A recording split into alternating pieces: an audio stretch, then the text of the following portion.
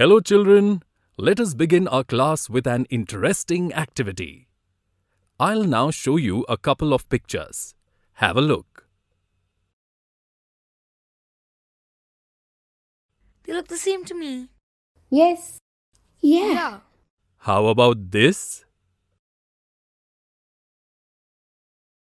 They still look the same, but now I think they are not. You are right. There is one change in both the pictures. Can you spot it now?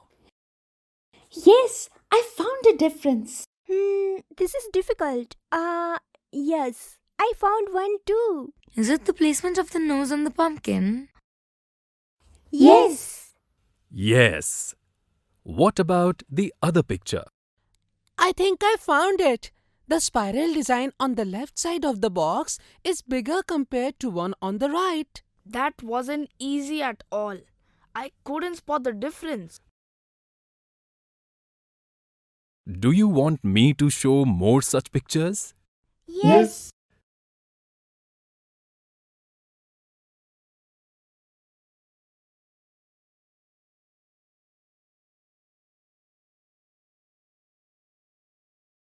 Deepthi, you were so silent. What's going on?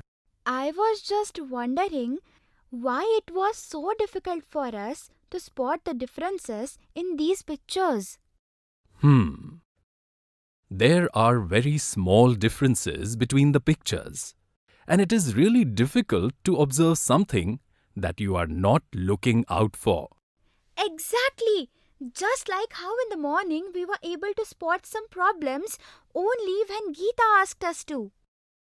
Yes, exactly.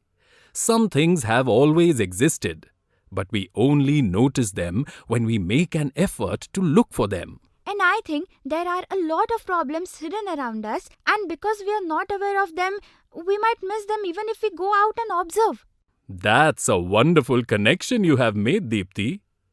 It is true that we are used to living with so many problems around us that we miss to even identify them. Wow, that means we have to observe things very thoughtfully when we are out looking for problems. Yes! Observation is one very powerful technique, but there are others as well. Oh, what are they? Why don't you all take out a paper and write down your name and a sentence about how you are feeling right now? Now, write what you would want to be when you grow up and why. But this time with your eyes closed. Look at what you have written.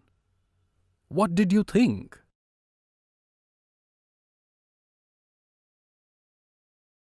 It was very difficult to write down with the eyes closed. Exactly. Similarly, in life, many times you identify something as a problem only after you experience it.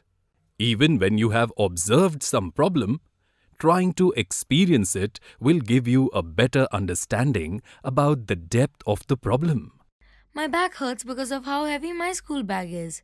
And earlier, in the morning when Geeta asked us to look around for problems, what I experienced helped me understand that it was a problem. Correct. But also remember that you might not have experienced all the problems yourself. And that's why it is important to talk to people and know from them the problems they are facing. This technique of finding problems is called interviewing.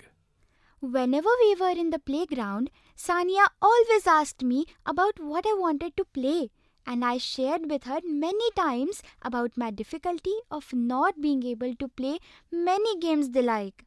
Maybe that's why she could understand the pain of the boy who is differently abled like me. I guess that's true. Deepthi, why don't you ask Amir about any problem that he is facing at school and why it is a problem? I think you must have already seen a lot of interviews on television. When you interview someone, you ask questions to get information and in the process, identify a problem. Okay, Amir, did you have difficulty with anything at school in the past few days? Let me think. I have been finding it very difficult to sit comfortably in class. Okay, good work. Now you can use questions that give us more details into the problem. Ask questions like when, why, where, and a few others of your choice.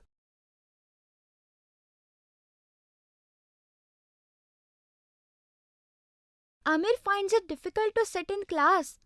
He thinks it is because he cannot lean in his chair as it is broken. Good. So you found out about the time, place, and cause of his problem as well. A lot of times we get to know about the problems others might be facing by just talking to people around us.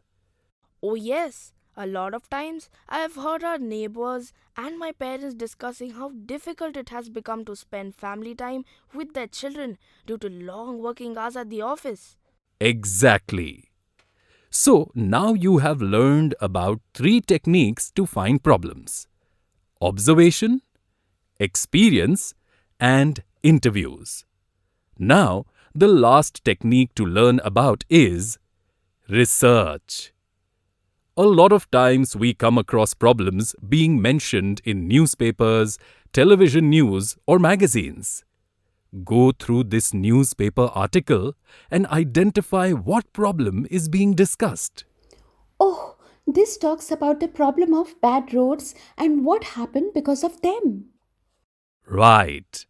Similarly, when you read newspapers daily or even watch news on television, you will be able to find some problems you never knew existed. Now, can you recall the 4 techniques we can use to find problems in our surroundings? Observation. What I wish to see instead. The I see, I wish technique. Experience. Think about our own experiences as we try to identify problems. Interview. Talk to people to identify problems from their experiences. Research. Identify problems by reading newspapers and watching news on television. Great! Now let's try these techniques out to find problems.